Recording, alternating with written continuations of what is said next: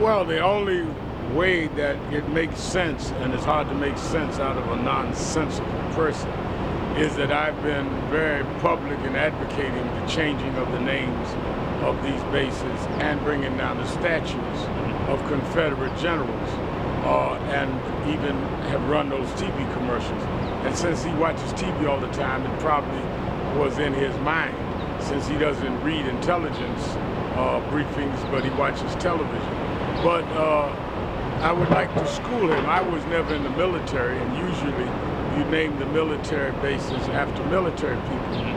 To name them after traitors in the military, like Fort Bragg, for example, is something that should be abhorrible to any president of the United States.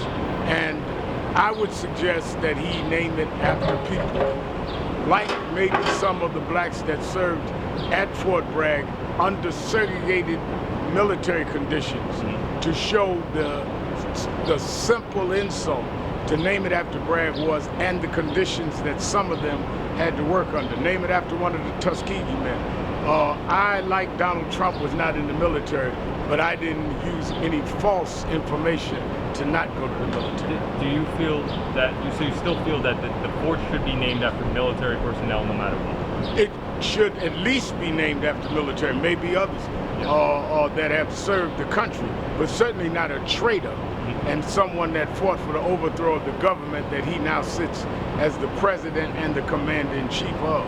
Did you feel the president was intending to use your name as a line of humor, or why would? I think that it was failed sarcasm, and I think it was because I'm usually the one that stands up to him on racial issues, whether it was birtherism or the Central Park 5 or on these statues. And when he thinks race, I'm one of the names that comes to him, because like a flea that won't get out of his eye, I've been the racial person that has been all in his eye for decades about his bigotry and his racism. You've known him for a long time. Why do you feel that he is so passionate about defending the Confederate flag, the Confederate statues in the South?